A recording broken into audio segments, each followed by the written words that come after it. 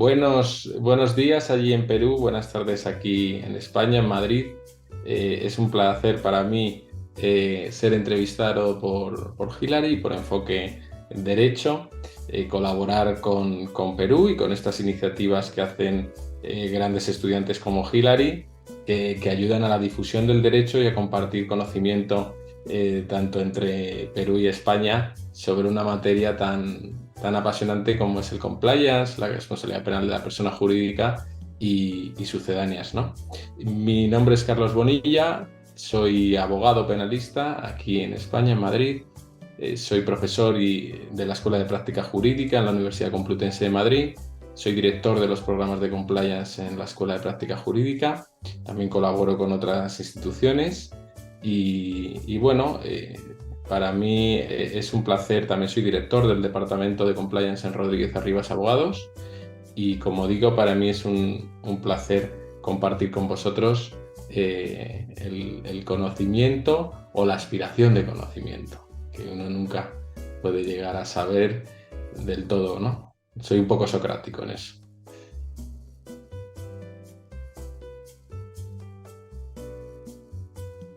Esta es una pregunta muy interesante porque, bueno, si observamos el régimen normativo, que yo creo que no es a lo que lleva la pregunta, sino el marco teórico, pero por introducir el régimen normativo, el régimen legal que tenemos aquí en España, se condensa en el artículo 31 bis y es un régimen, es una disposición breve. O sea, ha sido algo tan rupturista la responsabilidad penal de la persona jurídica que, como todos sabemos, rompe con ese brocardo de societas delinquere non potes, que al final llegas al artículo y es breve el que lo regula, pero es breve, pero digamos con potencia y con muchas consecuencias, ¿no? El artículo 31 bis del Código Penal, vamos a sintetizarlo mucho, regula la responsabilidad penal de la persona jurídica cuando se comete un delito. Obviamente tiene que ser por una persona física, lo que es la comisión material del delito, y es uno de los delitos que generan responsabilidad penal de la persona jurídica según el Código Penal. Luego tiene que estar dentro del catálogo de delitos, porque no todos los delitos que contempla nuestro código generan responsabilidad penal de la persona jurídica. Se hace en beneficio directo o indirecto de la empresa, de la sociedad, de la persona jurídica. Y la vía de imputación es o que el delito lo cometa un administrador, un directivo, lo que conoce la doctrina como directivos, alguien que tiene facultades de autoridad y control dentro de la empresa, o lo comete un empleado, que también la doctrina lo conoce como subordinado, por un defecto de control por parte del directivo. Esas son las vías de imputación y eso sería el régimen de la responsabilidad penal de la persona jurídica, sin entrar a valorar ya los modelos de compliance y cómo afecta eso al propio hecho culpable, que es lo que voy a definir ahora como marco teórico. Que ahí ya entraríamos en el debate si forma parte de la propia culpabilidad de la empresa o estamos hablando simplemente de eximentes y atenuantes, circunstancias modificativas de responsabilidad criminal. Bueno, lo que es el marco teórico, lo que sustenta este régimen regulatorio. Bien, a mí me gusta citar a Juan Antonio Lascurain, que es un catedrático de Derecho Penal de la Universidad Autónoma de Madrid, que, que él define, él fundamenta el régimen de responsabilidad penal de la persona jurídica diciendo que penamos a la persona jurídica por haber tolerado la comisión de un delito dentro de ella en su favor, y con esa tolerancia contribuye al hecho delictivo. Eso sería la síntesis de la responsabilidad penal de la persona jurídica. Bien, lo que fundamenta teóricamente, que es yo creo la pregunta, el marco teórico, hay diversas escuelas. Está la escuela de la heterorresponsabilidad o responsabilidad vicarial, es una responsabilidad más por transferencia entre persona jurídica y persona física. Hay una escuela mixta y luego está la escuela de la autorresponsabilidad o responsabilidad por el hecho propio. Por agilizar la entrevista me referiré solo a esta última, porque pese a que se empezó por la primera, en la interpretación teórica de la responsabilidad penal de la persona jurídica, es cierto que ahora se tiende a la última, porque tiene mejor encaje a la hora bueno, de respetar derechos tan importantes y principios como el principio de culpabilidad y el principio de responsabilidad personal de las penas, perdón. Entonces, eh, centrándonos en el modelo de autorresponsabilidad o responsabilidad por el hecho propio, digamos que la persona jurídica es responsable por tener un defecto estructural organizacional, es decir, por carecer de las medidas de vigilancia y control adecuadas para prevenir los delitos. Eso revela un defecto estructural, un defecto organizacional. Eso sería lo injusto. Claro, al no tener estas medidas de vigilancia y control, que podemos traducir como los modelos de prevención de delitos o compliance, hay un defecto organizacional. Y de ello se desprende una ausencia de cultura de respeto al derecho, una ausencia de cultura de cumplimiento de la ley. Eso sería el elemento culpable. Con todo esto tendríamos el marco teórico que subyace a la responsabilidad penal de la persona jurídica.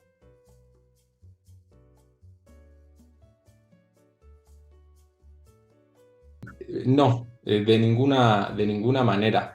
Nunca podrá sustituir la responsabilidad penal de la persona jurídica a la responsabilidad penal de la persona física. Es responsabilidad acumulativa, como decía Hirsch, el alemán, y además no conculca el principio de non bis in idem. De hecho, lo que se plantea alguna vez es lo contrario. O sea, la responsabilidad penal de la persona física ya sustituye a la de la persona jurídica, porque si estamos penando a la persona física, también penamos a la jurídica. Eso sobre todo ocurre en sociedades unipersonales, ¿no? Donde la empresa la persona jurídica es la persona física. Y ahí podemos hablar incluso de inimputabilidad, porque ¿cómo vamos a condenar? Y esto lo ligo con la pregunta anterior, por un defecto estructural organizacional de la empresa si no hay estructura y no hay organización, ¿no? Y además se confunden ambos patrimonios entre persona física o persona jurídica. Pero lo contrario nunca. Y fijaos, aquí quiero poner un ejemplo muy práctico, que además fue sorprendente aquí en España, porque, como os digo, bueno, esta innovación de la responsabilidad penal de la persona jurídica, innovación en determinados ordenamientos jurídicos, que no en otros, porque ya sabemos que esto bueno, fue impulsado desde Estados Unidos y por la OCDE en 1997 y tiene una tradición importante, ¿no?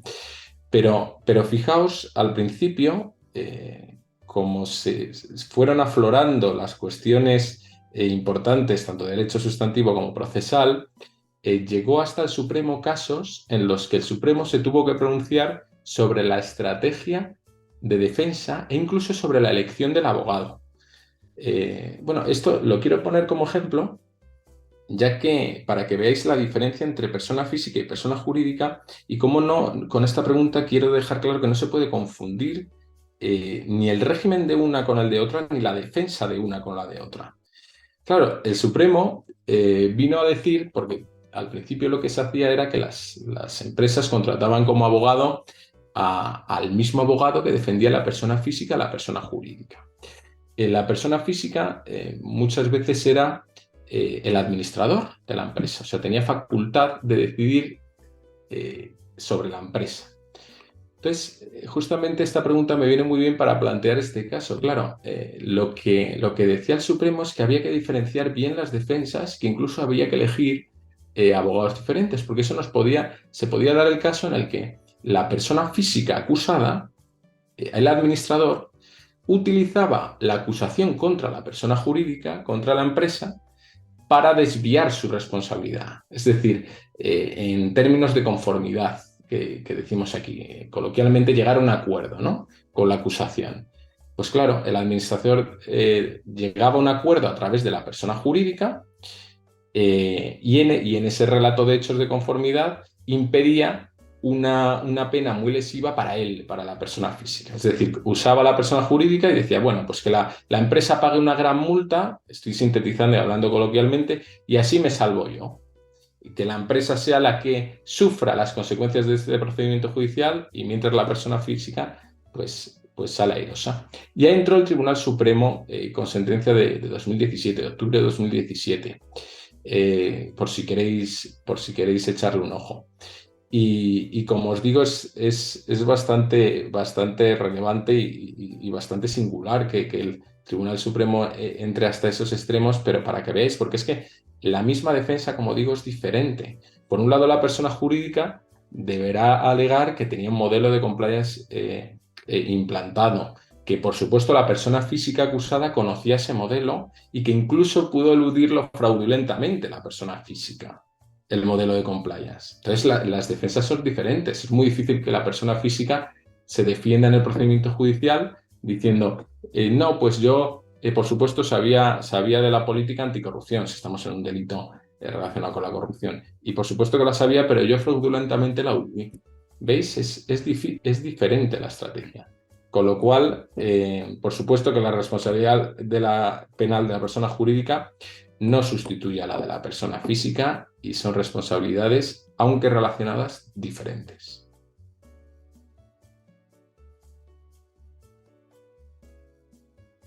Las sanciones aquí en el Código Penal las recogemos, en el Código Penal español las recogemos en el artículo 33.7.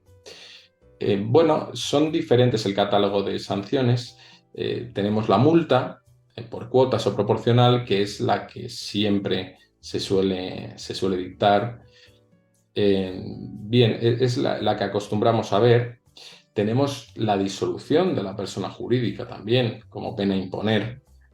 Además, hay un pequeño apunte. El Código Penal dice que supondrá la pérdida total de la personalidad jurídica de esa persona jurídica, lo cual siempre me ha parecido singular porque no creo que exista una pérdida parcial de personalidad jurídica, o se pierde o no se pierde, pero el legislador se quiso poner vehemente, ¿no? Que es la disolución, es decir, matar a la empresa. Eso no se suele ver con tanta asiduidad, a no ser que estemos ante una empresa, ante una persona jurídica, pues con un componente de criminalidad importante, porque de otro modo estaríamos sancionando a trabajadores que a lo mejor nos han visto implicados en ese iter criminis, en ese delito, y sin embargo disuelven la sociedad, ¿no? Pero bueno, tenemos la disolución, también tenemos la suspensión de actividades por plazos, con un plazo limitativo. Ese también alguna vez se dicta, la suspensión de actividades. También tenemos la inhabilitación para recibir subvenciones, inhabilitación también para licitar, incluso para beneficios fiscales y de seguridad social. También tenemos clausura de locales, cláusula de centros de trabajo, incluso la prohibición de ejercitar la actividad donde se cometió el delito. O sea, esa actividad que estaba ejercitando la persona jurídica, como consecuencia de una sentencia, nos puede impedir realizar esa actividad en el futuro. Y por último, tenemos la intervención judicial para asegurar el beneficio de trabajadores e incluso del acreedor, ¿no? En caso de un delito donde se haya perjudicado el patrimonio de uno de nuestros acreedores o del perjudicado, vamos, de la acusación. Estas son las penas que contempla nuestro Código Penal. Como digo, la más común es la de multa, suspensión de actividades también, pero sobre todo multa. Y aquí quería hacer un pequeño apunte. Claro, muchos delitos vienen o tienen su raíz en infracciones administrativas, ¿no? Se pueden cometer infracciones administrativas hasta que se llega al delito. Esto es, pues bueno, una de las características que tiene el derecho penal, ¿no? Que hace de cúpula de resto de materias.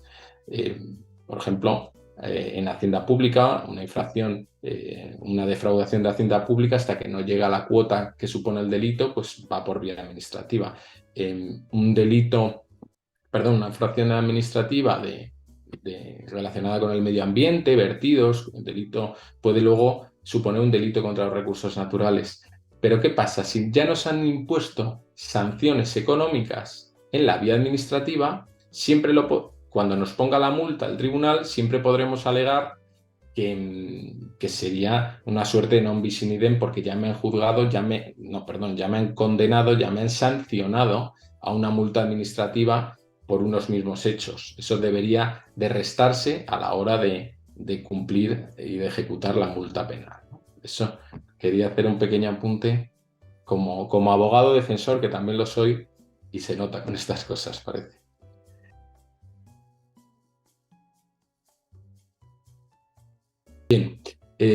Un programa de cumplimiento normativo o compliance penal. Aquí quiero hacer una distinción con la pregunta porque es un error común. Nos viene a Estados Unidos porque solo se habla de compliance program. Pero un programa de cumplimiento, si se queda ahí y pone un punto, puede referirse y se refiere normalmente a un programa de cumplimiento general, es decir, de todos los riesgos, no solo el penal. Está en las empresas, igual que se mide el riesgo crediticio de una operación, el riesgo financiero, también se mide el riesgo de cumplimiento, ¿no? Se valora, se identifica, analiza y valora el riesgo de cumplimiento y no tiene por qué ser penal. Hay programas de cumplimiento, gran ejemplo son las entidades financieras que están destinadas a prevenir sanciones de los organismos reguladores de bolsa, de los mercados y la competencia, del mercado de valores de bolsa. Es decir, un programa de cumplimiento general puede abarcar varias áreas del cumplimiento normativo. Bien. Por supuesto, un programa de cumplimiento general tendrá compliance penal. Es muy difícil que alguien esté preocupado por las sanciones administrativas, sino por los delitos, que es la última ratio, ¿no? O lo que tiene más gravedad a la hora de medir el impacto. Bien, dicho eso, los modelos de compliance penal o los modelos de prevención de delitos, usando nuestro castellano, son modelos de organización y gestión cuyo objetivo es la prevención de delitos. Forman parte de un sistema que con los requisitos que cumple, que define el artículo 31 bis de nuestro Código Penal, son tendentes a evitar delitos dentro de la empresa. Estrictamente son los modelos de organización, gestión y control que evitan delitos que pueden generar responsabilidad penal de la persona jurídica. Bien, porque eso es lo que va a tener trascendencia luego judicial, lo que va a tener consecuencias en nuestro modelo a la hora de presentarlo en un procedimiento judicial. Ahora bien, y esto es un matiz que quiero hacer, que yo creo que es importante, los modelos de prevención de delitos o de compliance penal pueden destinarse a prevenir otros delitos, aunque no generen responsabilidad penal de la persona jurídica.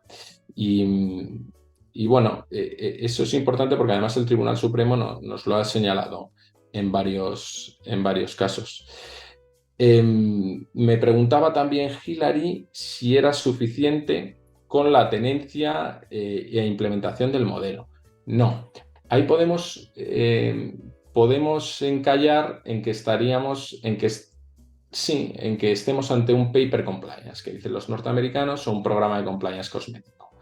Es decir, el modelo de compliance no solo tiene, de compliance penal, no solo tiene que materializarse en políticas, en documentos, etc.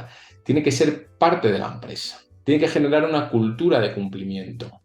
Esto que dicen los norteamericanos, fomentar una cultura ética dentro de la empresa, y que al principio nosotros lo adoptamos así, pero el Supremo, si se fijan con atención, habla de cultura de respeto al derecho y cultura de cumplimiento, cosa que comparto porque la ética es una cosa y la ley es otra. Y no podemos incriminar a una persona, aunque sea una persona jurídica, por una falta de ética con un delito, ¿no?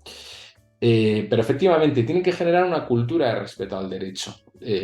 No solo puede ser meros papeles, tiene que funcionar, ser efectiva, estar vivo, actualizarse con la ley y generar esa cultura, porque además eso va a tener trascendencia luego en un procedimiento judicial.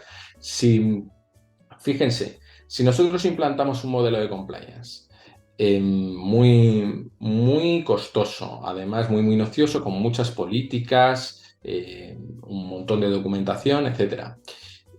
Sí, y luego no lo difundimos bien, no damos formación y las personas no lo conocen, no se va a generar esa cultura de respeto al derecho, que además es la esencia de la culpabilidad cuando veíamos el marco teórico de la persona jurídica.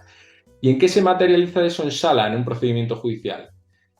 Que irá como testigo o llamarán como testigo a alguna persona de la empresa con facultades de control o de autoridad, o incluso un empleado, y le preguntarán, oiga, ¿usted conocía la política anticorrupción implantada en la actividad? Y dirá que no la conocía, que no sabía nada de ella.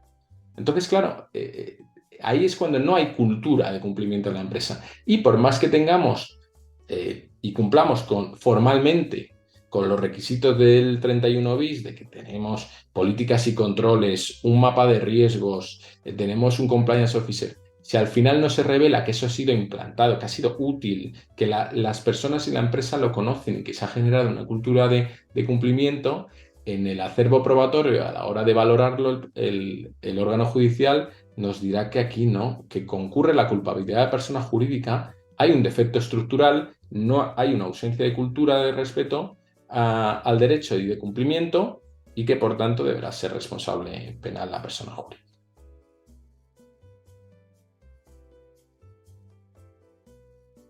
Sí, mi respuesta es que sí, por supuesto, ayuda a combatir la criminalidad. No olvidemos que esto es prevención.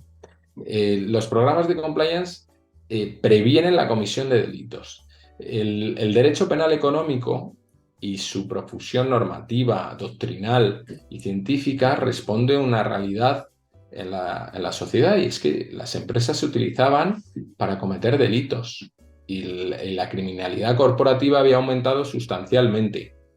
Lo decían las encuestas de la Fiscalía y de cualquier órgano y cualquier observatorio que se dedicara a ello.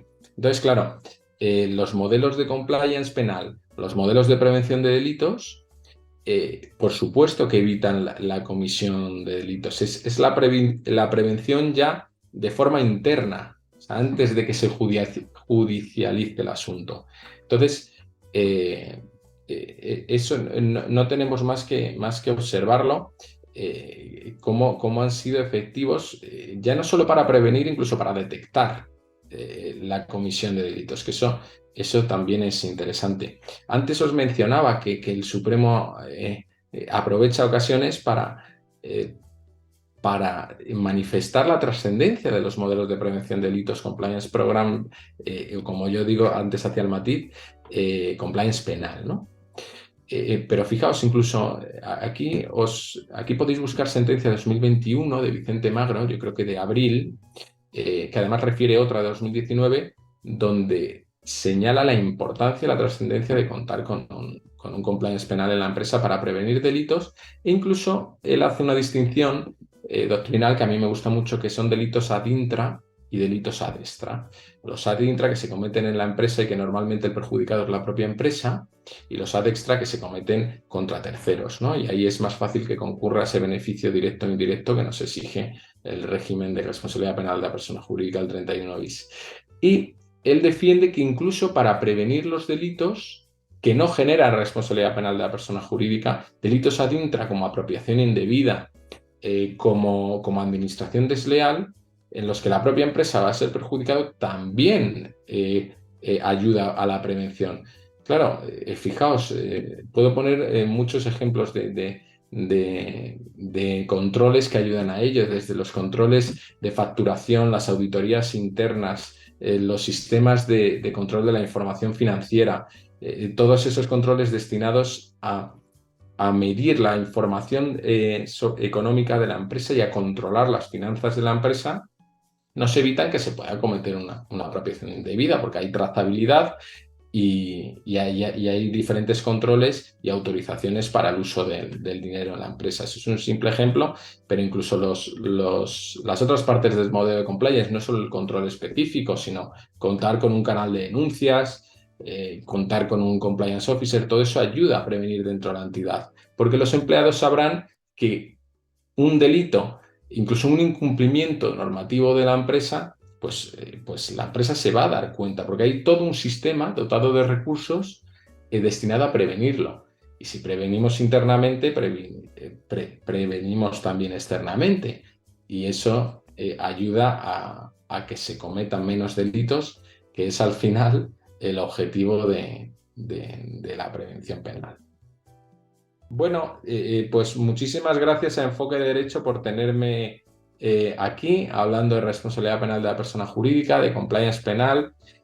Para mí ha sido un placer estar aquí, compartir impresiones y conocimientos sobre nuestra experiencia aquí en España. Agradecer especialmente a Hilary su trato y su profesionalidad. Deciros y animaros a que sigáis estudiando Derecho, a que sigáis formándose en Derecho, a aplicar Derecho, en concreto esta materia, el compliance penal, la responsabilidad penal de la persona jurídica, no es pacífica. Una de las grandes virtudes de nuestra profesión es que no hay tantas certezas, sino que tenemos que encontrarlas, debatirlas, incluso concluidas. Siempre hay una fórmula de decir, de adoptar otra postura, y aquí en responsabilidad penal de la persona jurídica y compliance penal hay mucho por hacer y sois vosotros los que podéis ayudar a que se haga. O sea que enhorabuena por estas iniciativas, a seguir estudiando, a seguir formándose y a seguir aplicando y defendiendo el derecho.